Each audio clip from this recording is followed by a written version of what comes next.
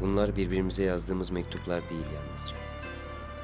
Bunlar aşk için mücadelenin, sevdanın, hasretin, umudun yazıldığı bir masalın sayfaları. Bizim 2 kişilik masalımızda gözleri İstanbul olmuş bir baş kahramansın sen. Sen olmasan bu şehir, baharatların kokusu, hasretin buruk tadı, ayrılığın ateşi bu kadar yakışmayacaktı bu masala. Sen olmasan, sana çıkmasa bu sokakların sonu, umut etmek, hep aynı menzile koşmak, özlemek ve kavuşmak bu kadar güzel olmayacaktı. Şimdi varsın. Onca yoldan ve birbirimizden ayrı geçen onca zamandan sonra geçtiğimiz tüm yolların sonu birbirimize çıktıysa bu masalın yüzü suyu hürmetine. Şimdi ben varım. Sevdam var. Masalım var. Sen varsın. Deniz kokun, gözlerin, o tatlı sesin var. Ama masalımın dilrubası yok. Kahramanı eksik kalmış bir masal oldu bu. Benim bir kanadım kırık. Uçamıyorum. Çünkü sen varsın ama aslında yoksun.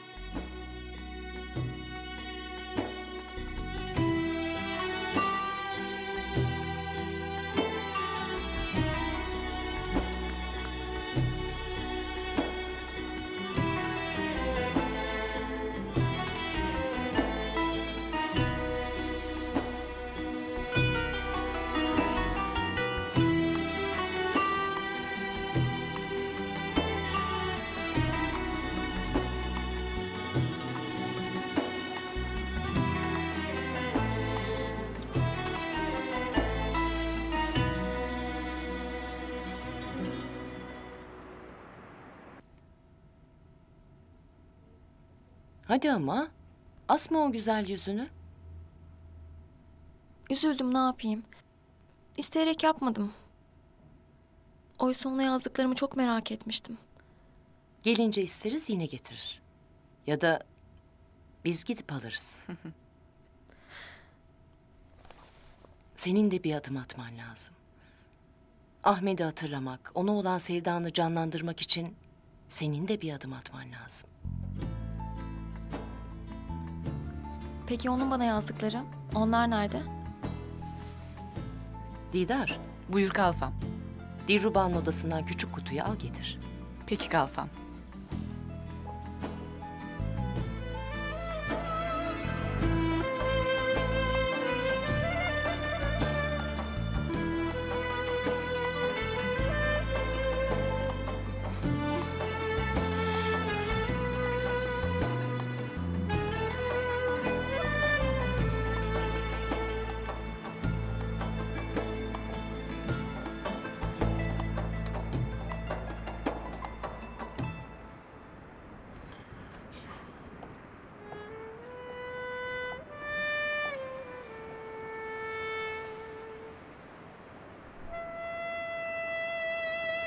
Nilüfer. Kim bilir ne kadar mesut olmuştur. Ailesine, sözlüsüne, geçmişine kavuştu. Yeniden kendini buldu. İçim hiç rahat değil. Neden? İçin rahat olsun. O artık sevdiklerinin yanında. Böylesi hepimiz için daha hayırlı. İnan bana. Ben yorgunum Nüşa. Hadi hayırlı geceler.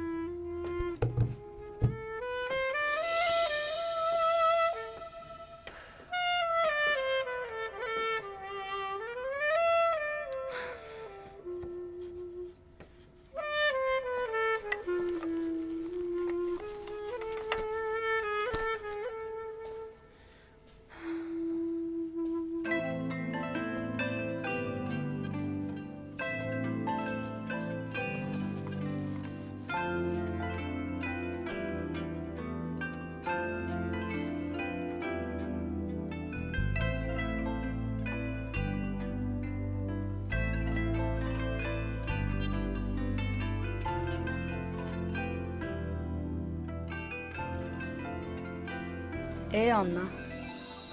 Yalnız kalmamak için yerinden yurdundan vazgeçti. Bilmediğin, tanımadığın insanlara sığındı. Hiç olmayacak bir sevdaya tutuldu. Sonunda yine bir başına kaldı. Sevda senin mi yine?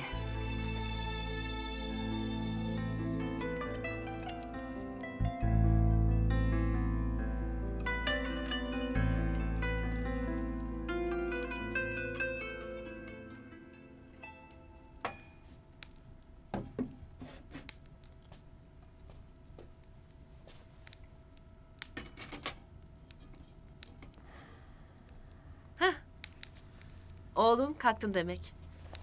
Ben de seni uyandırmaya geliyordum. Üzüm hoşafı yaptım. Seversin. Hem yaz gününde iyi gelir. Eline sağlık anne.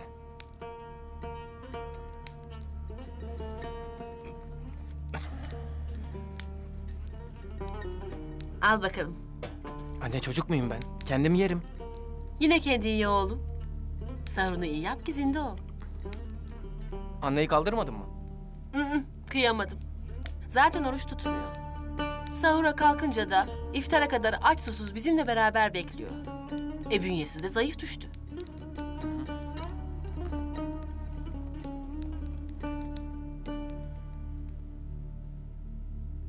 Adı Dilruba. Sözlüsü baharatçının çırağı Ahmet. Biz Ahmet ve kardeşiyle yol geldik.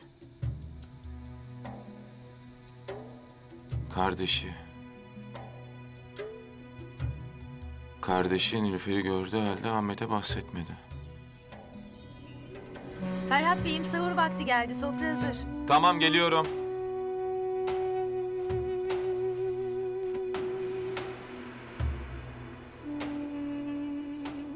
Nerede kaldın Ferhat? Birazdan ezan okunacak.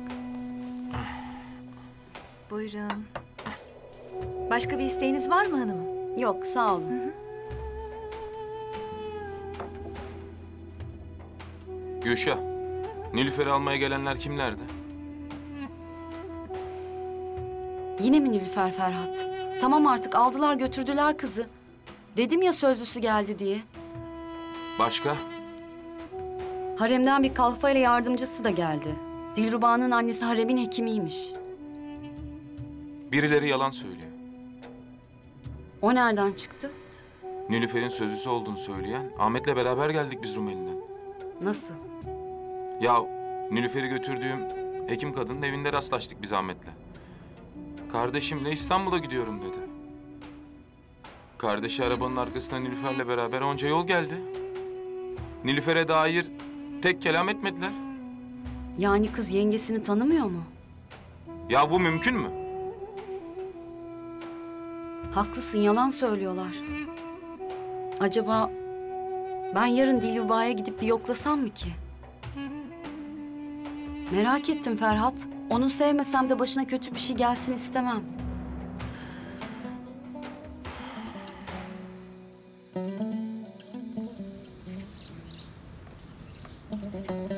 Hayırlı günler. Hayırlı yolculuklar, hayırlı günler. Yine bekleriz. Sağ olun.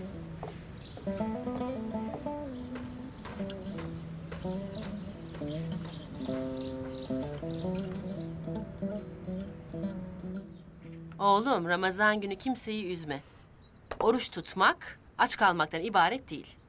Kimsenin kalbini kırma. O vakit işinin bereketi de artar. Tamam validem. Merak etme sen. Anne hala yatıyor mu? Bu saate pek kalmazdı ya.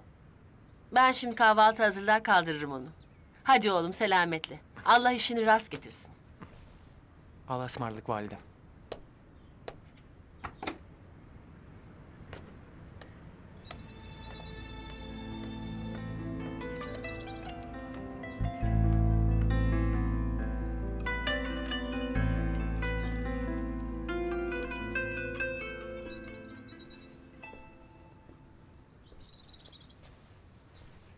Leyla, kalk hadi hemen hazırlan. Letafet Hanım haber gönderdi. Makbule Hanımlara mukabeleye gidilecek. Ne işimiz var tanımadığımız insanların evinde? Kızım Letafet Hanım gelinini göstermek istiyor eşe dosta. Hakkı. Onunla bir yere gitmek istemiyorum ben. Ne lüzum var böyle şeylere? Çok lüzum var. Sen artık nişanlısın. Kayınvaliden seni bir yere çağırıyorsa gideceksin. Biraz kendini topla artık. Of validem, of. Hadi hadi. Acele et, birazdan gelirler.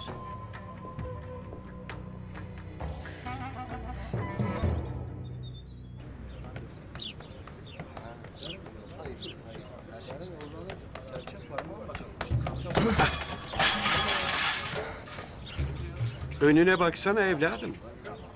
Birinden mi kaçıyorsun? Ben toplarım şimdi. Hay Allah'ım ya Rabbim. Gördün mü yaptığını şimdi? Evladım nereye kaçıyorsun? Neyin acelesi bu? Ustamdan kaçıyordum ben. Bir kabahat işledin o zaman. Yok usta. Vallahi ben hepsini dikmiştim. Adamların ayağı büyükmüş besbelli. Patlattılar. Neyi patlatmışlar? Kunduraları. Ben kunduracı Veli Efendi'ye çıraklık yapıyorum. Buyurun. Yani yapardım. Diktiğim bütün kunduralar patlayıp geri gelince ustam beni kovdu. Yaptığın işi iyi yapacaksın evladım. Zanaatın hakkını vermezsen hiçbir işte dikiş tutturamazsın. İşte ben de onu diyorum ya. Dikiş tutmamış kunduralar. Usta sana da bir sürü zarar açtım. Bundan başka param yok. Zararını karşılamaz ama. Koy onu yerine evladım, mühim değil. Zaten Bakırcı'ya gidiyorum. 2 akçe edecek bir zarar yok.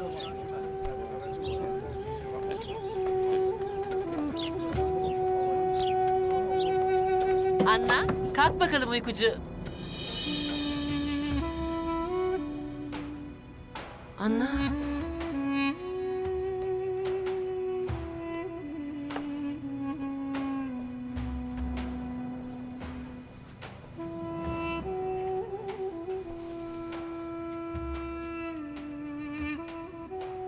Nerede bu kız?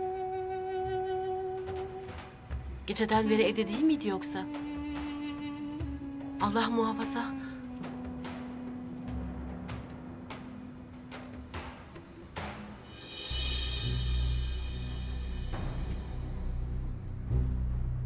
Bu da ne?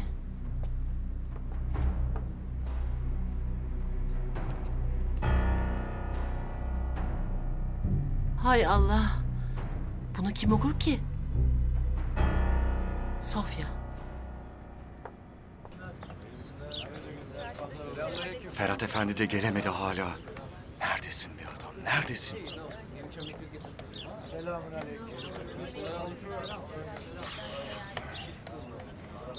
Hayırlı işlerin olsun. Hayırlı günler İlyas Efendi. Sağ ol, sana da, sana da.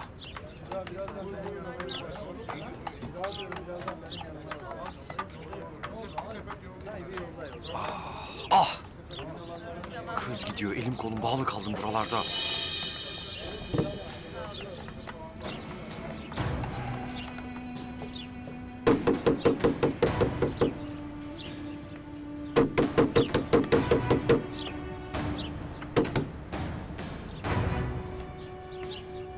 Hayırdır Gülseren Hatun, bu ne telaş? Sofya kusura bakma. Bu saatte kapınıza dayanır gibi. Şu mektuba bakar mısın? Bildiğim bir lisan mı? Bilirim elbet. Kimden bu mektup? Bana emanet bir kız vardı ya. Anna. Hı.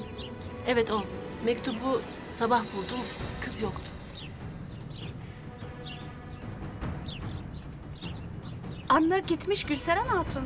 Gitmiş mi? Eyvahlar olsun. Sofya nereye gitmiş? Yazmış mı? Yazmıyor. Dur bakayım. Bundan sonra Ahmet'in yüzüne bakamam demiş. Ah deli kız ah. Görüyor musun Sofya? İnsanların emanetine sahip çıkamadım. Gülseren Hatun, yapabileceğimiz bir şey varsa... Yok Sofya, sağ ol. Çok sağ ol. Hayırlı günler. Sana da.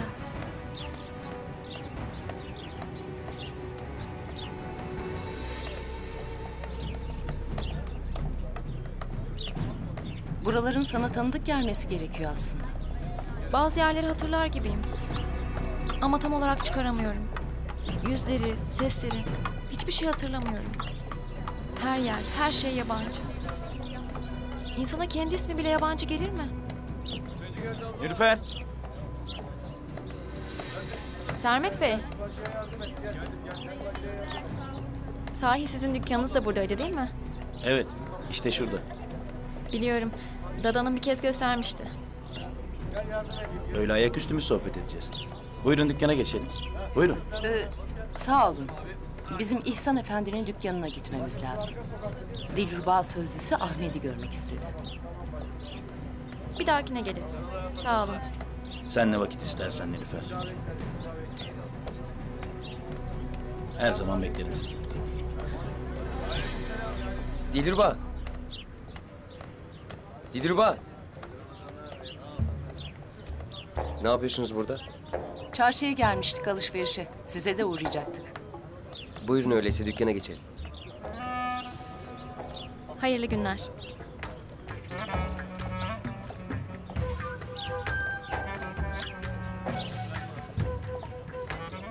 Hayırlı günler Ahmet kardeş.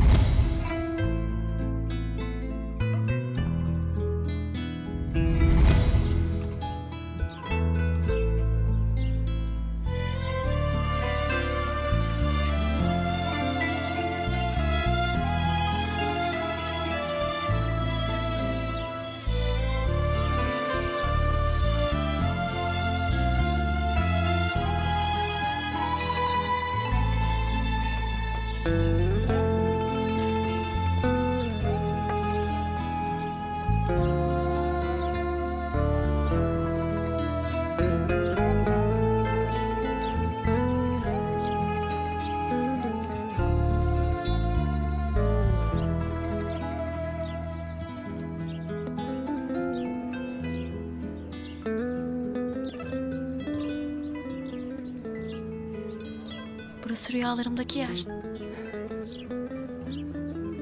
Burayı hatırladın mı Dilruba? Bu kokuyu, bu tezgahı. Daha önce gelmiş gibiyim. Her şey çok tanıdık. Burası senin her zaman geldiğin yer. Rahmetli annenle birlikte gelir, bütün alışverişi bu dükkandan yapardınız. Birbirimizi ilk bu dükkanda gördük. Biz bu masalı bu kokuyla yazdık.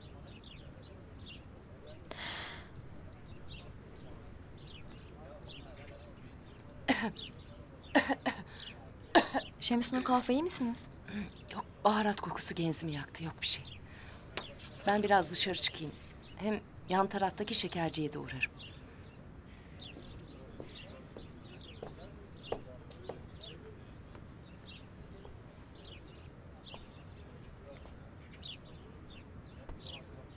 İşte burası.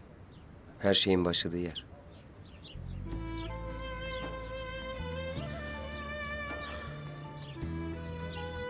Ne oldu? Maziyi hatırladım da. Neler geçti be Dilruba.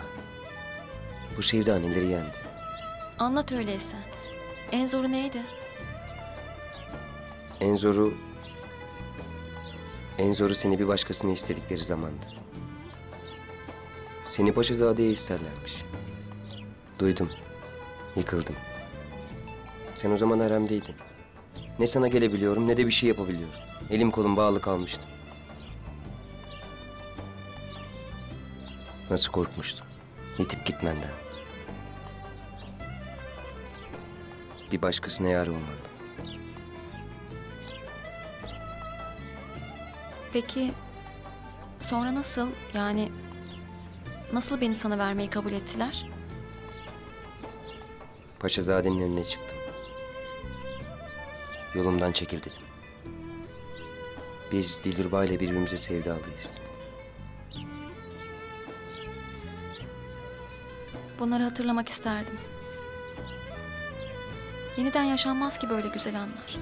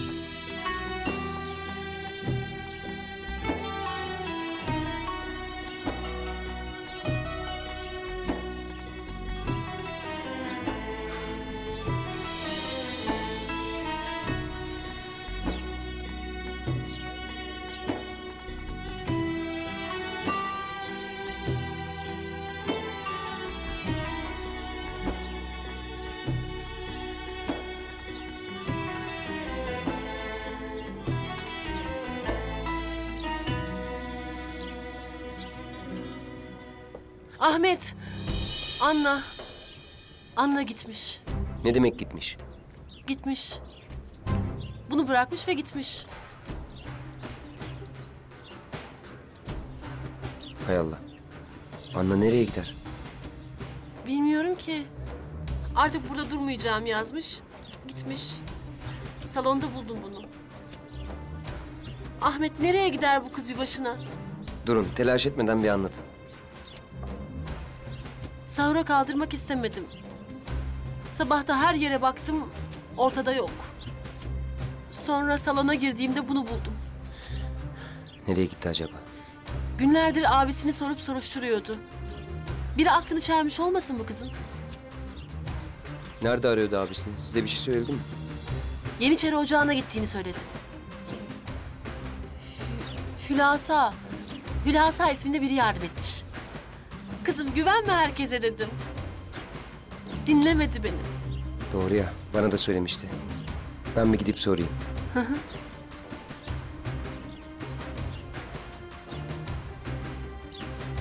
Dilruba, benim gitmem lazım. Biz de konağa döneceğiz zaten. Merak etme.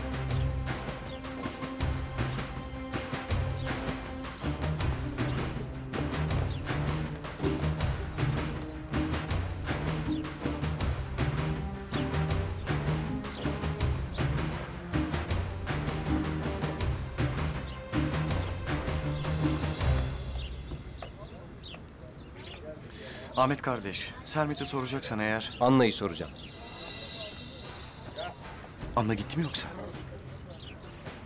Sen nereden biliyorsun gideceğini? Kendi söyledi, gideceğim dedi ama böyle hemen... Ah be adam. Ya madem sana böyle bir şey söyledi, niye bana söylemezsin? Ben hemen gideceğini düşünmemiştim ki. O ne elindeki? Bunu bırakıp gitmiş.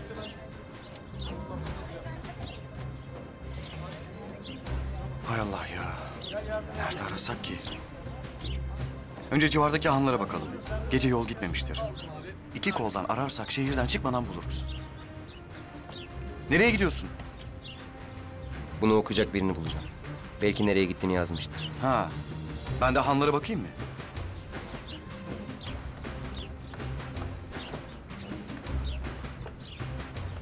Ah be Anna. Ah.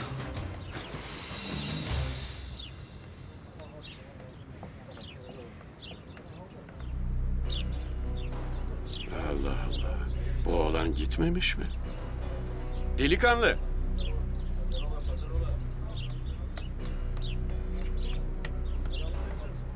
Sen neden hala buradasın? Gitsene işinin başına. Ustam bana bir daha gelme dedi. Almaz artık beni. Evladım, ustalar kızar öyle. Git elini öp, af dile. Bir daha da hata yapma. Usta ben kundura işini beceremiyorum ki. Gitsem bir daha hata yapacağım. Elimden gelmiyor. Öyleyse evine git evladım. Ramazan günü bu sıcakta dolaşma sokaklarda. Yarın çıkar iş bakarsın. Benim evim yok ki ustam. Dükkanda yatıp kalkardım.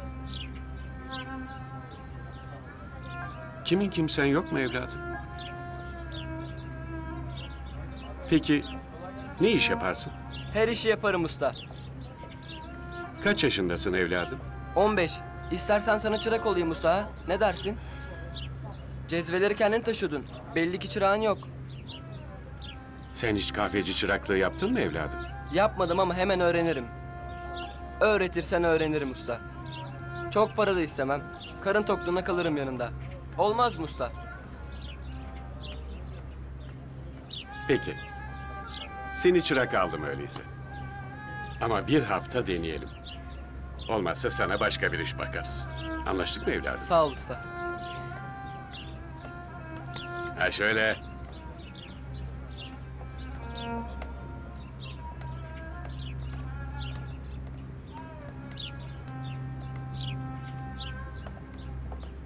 Bir hayli geç kaldık. Kusura bakmayın Letafet Hanımcığım. Leyla sizi ahbaplarınıza mahcup etmemek için giyimine pek bir ihtimam gösterdi. Maşallah gelinimiz bir gözleri ahu. Ona ne giyse yakışır. İltifat buyurdunuz. Hadi oyalanmayalım daha fazla.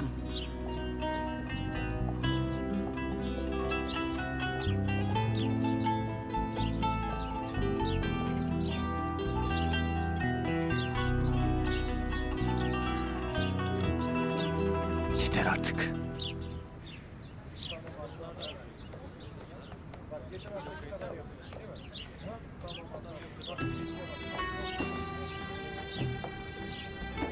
Nilüfer.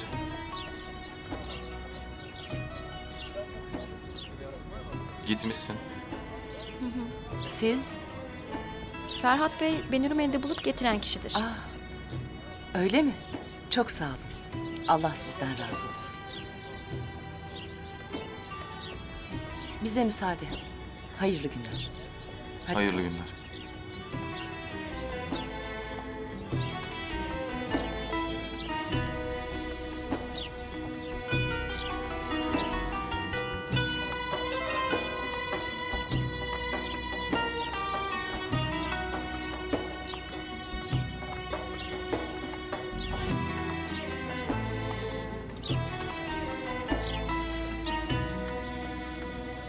Ahmet yok mu İsmail Efendi? Buralardaydı az önce. Gelir birazdan. Hayırdır? Ona soracağım bir iki bir şey var da. Mühim bir şey mi? Öyle. Geç kahvede bekle istersen. Gelince konuşursun. Ben de kahveye malzeme alıp geleceğim. Tamam. Ha şöyle. Evladım iyice tuzla ovun, acısını alsın soğanı. Tamam usta. Daha ince kes evladım. Tamam. Ben sana dedim. Daha önce kesin de suyunu daha iyi verin. Dolma iç yazı ustam. Tamam. Usta ne yaptın? Çorba bir şey ustam, şimdi de dolmaları yapacağım. Buğulama ne olacak? Buğulama benim işim ustam, sen tasalanma. Onu iftara yakın yapacağım. Sıcak sıcak, mis gibi. Dizi dizi ha böyle küçük küçük hamsiler. Ustam, ovucun zayi olacak. Ağzının suluğu aktı. Tövbe tövbe. Sana ne uşağım? Neden zayi olsun? Yemedim ya, sadece düşündüm. Sen git dolmalık biberleri al bakayım. Ustam ben de bir çorbaya bakayım. Olur.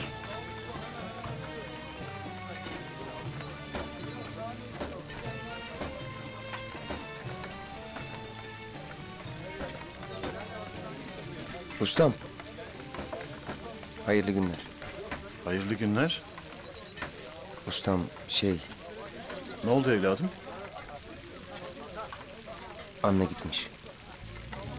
Giderken de bunu bırakmış. Okuyamadım ne yazdığını. Gülseren teyze. Bana susmak öldürür demiştin ya. İstemeden de olsa gönlümdeki her şeyi söyledim dün gece. Gönlüm dilimin altında kaldı. Bir an oldu. Bundan sonra Ahmet'in yüzüne bakamam. Ben gidiyorum. Aslında Ahmet'e olan sevdam bir hataydı. Kendime engel olamadım.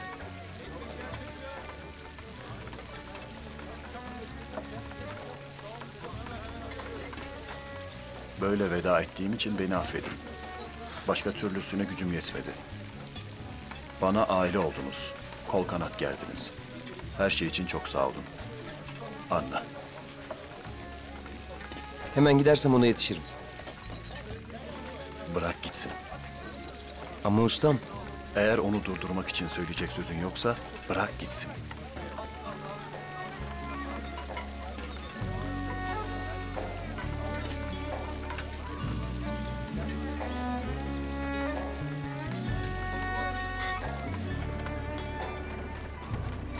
Gitmek ümidi tükenmiş yüreğin işidir evlat. Ben gitmeyi bilirim. Her şeyi ardında bırakıp yüreğinde tonlarca kederle uzaklaşmayı, bağrına taş basmayı iyi bilirim. Çünkü ben de kaçtım seneler evvel. Bilirim sevdiğinin bir başkasına yar olmasının nasıl bir kor olduğunu. Çare yoktur. Kaçar gidersin. Gözün arkada kalarak gidersin. İçinin bir parçasını, yüreğinin yarısını, benliğini bırakıp kederini, acını alır gidersin. Çünkü bazen gitmek gerekir evlat. Bazen gitmek gerekir.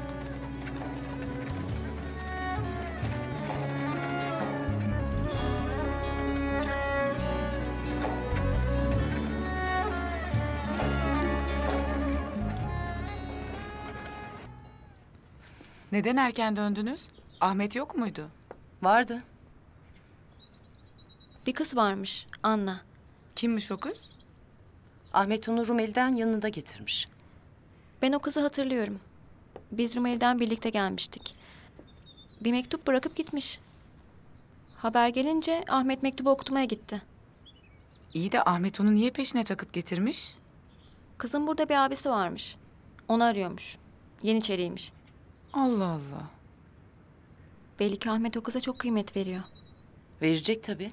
Ona can borcu var. عليهم الباب فإذا دخلتموه فإنكم غالبون وعلى الله فتوكلوا إن كنتم المؤمنين صدق الله العظيم سبحان ربك رب العزة عما يصفون وسلام على المرسلين والحمد لله رب العالمين الفاتحة مع الصلوات.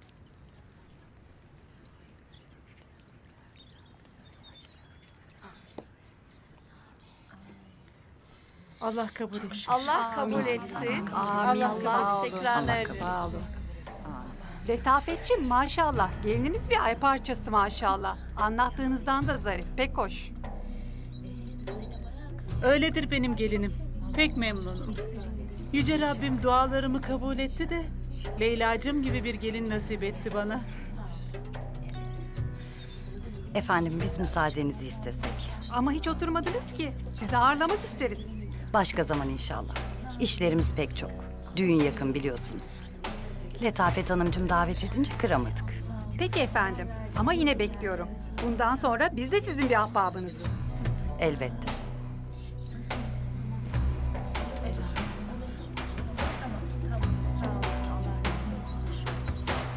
Allah kabul etsin. Hayırlı günler. Aa Gülşah. Hoş geldin. Hoş bulduk Nilüfer. Seni merak ettim, bir uğramak istedim. Çok iyi ettin. Buyur otur şöyle. Hoş geldin. Hoş geldiniz. Hoş bulduk. Nasılsın, bir şeyler hatırlayabildin mi? Maalesef. Hatırlarsın, üzülme. Ferhat geldi dün. Senin sözlüğünü bulduğunu öğrenince pek memnun oldu. Evet gelmiş. Biz de az önce çarşıda karşılaştık. Öyle mi? Fazla konuşmadık. Öyle selamlaştık. Dün Ferhat'la konuşurken bir şey fark ettik. Hayırdır? Ahmet'in nasıl olup da seni bulamadığına mana veremedik. Nasıl bulsun? Görmemişler işte birbirlerini. Ahmet değil Ruba'yı çok aradı. Yok, yanlış anlamayın lütfen. Muhakkak aramıştır. Ama Ahmet'in yanında kardeşi varmış. Dördünüz birlikte yolculuk etmişsiniz. Kardeşi mi varmış? Evet, kardeşi varmış. Nasıl oluyor da Ahmet'in kardeşi seni tanımıyor? Neden Dilruba bu demiyor? Tamam, sen Anna'yı diyorsun. Anna mı? Evet, o kızın adı Anna. Yani Anna'ymış. Biz de yeni öğrendik. O Ahmet'in kardeşi değil. Adı Anna dedin değil mi? Kimmiş, nereliymiş biliyor musun? Hancıymış babası. Ahmet'e yardım etmişler. Anna işte. Abisi var mıymış? Evet, sen nereden biliyorsun? Abisi Yeniçeri değil mi? Evet. Gülşah, ne oluyor? O kız Anna, Ferhat'ın kardeşi. Hemen gidiyorum. Ferhat'ı bulup haberi vereyim.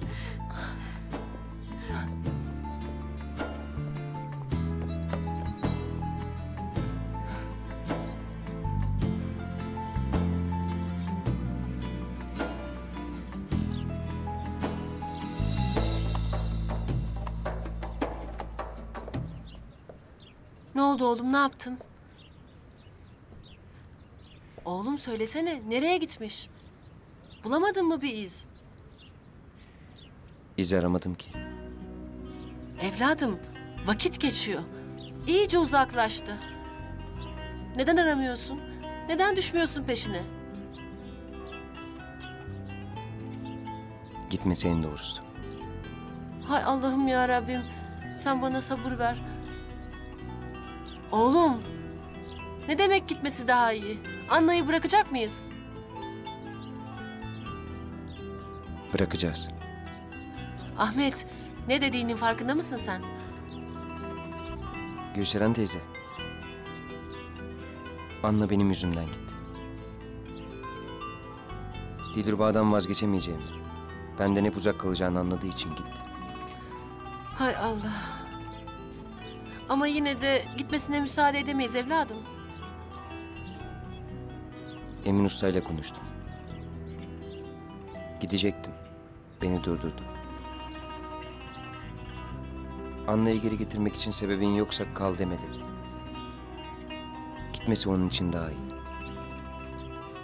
Çünkü benim onu geri döndürmek için söyleyecek bir kelamım yok. Ben ateşe uçan pervane gibi Dilruba'ya uçuyorum. Benim dünyam Dilruba'nın çevresinde dönüyor. O ise bunu uzaktan izleyecek. Günden güne eriyecekti. Abisini de bulamayınca onu buraya bağlayan bir şey kalmadı. Yani bırakacağız. Anla gitti. Ustam dedi ki... Zamanında ben de gittim. Çünkü bazen... gitmek gerekir.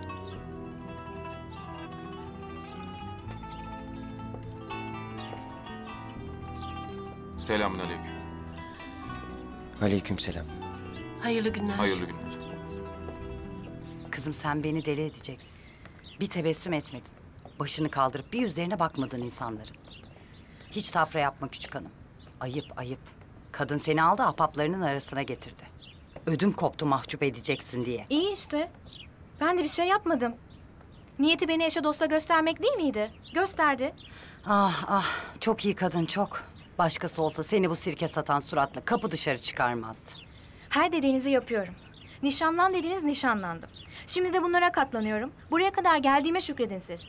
Dilde pabuç kadar maşallah.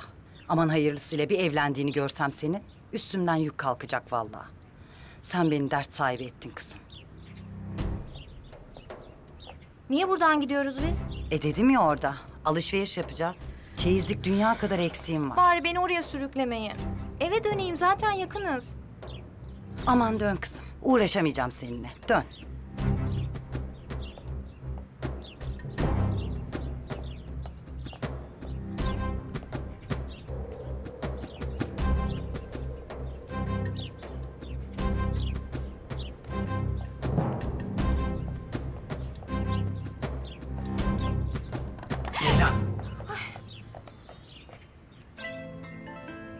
Emin, Leyla, neden bu haldeyiz? her şeyi öğrendiğim vakit çok geçti Emin. Çok geçti. Onu istemiyorsun değil mi? İstemiyorum. Senden başka kimse yok benim gönlümde. Asla olmayacak. Ama yazımız bir yazılmamış. Çaresiz kabul edeceğiz bu kaderi. Çaresiz değiliz. Sen varsın, ben varım. Sevdamız var. Gidelim buralardan Leyla. Her şeyi arkamızda bırakıp gidelim. Sadece ikimiz olalım. Gidelim.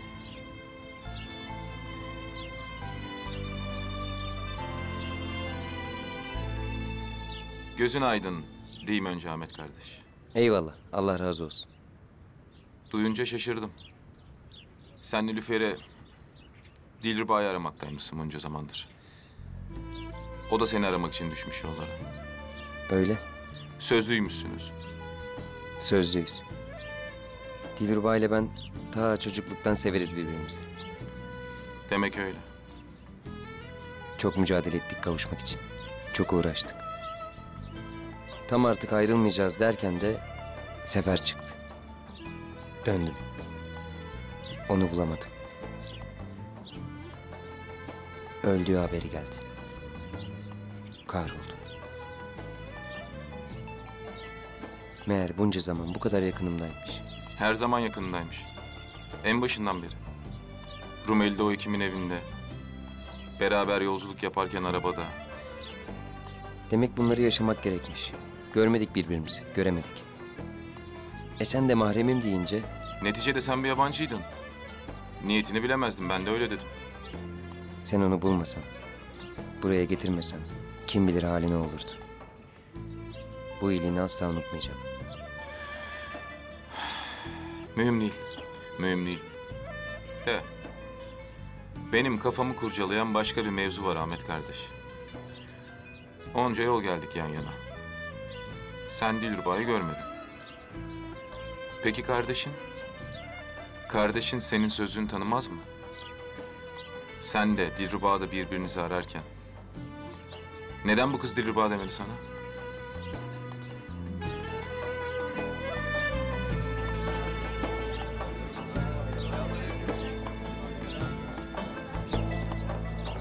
Sermet.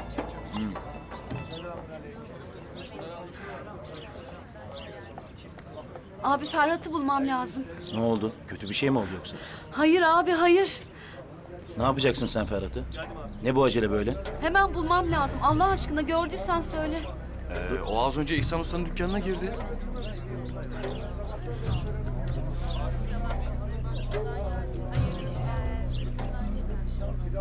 Gülşah!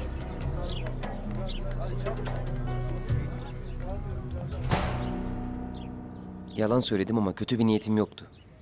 O kız benim kardeşim değil. Dilruba'yı tanımıyor. Ama bana şifacının evinin önünde kardeşim dedin. Bizi yanına alasın diye. İyi de böyle bir yalana lüzum yoktu ki. Sizi ben yine de yanıma alırdım. Allah Allah. Kimdir bu kız? Neyin nesidir? Dobruca'da bana yardım eden, hayatımı kurtaran hancıların kızı o. Adı Anna. Anna mı? Hı hı. Yani o Anna mıydı Ahmet kardeş?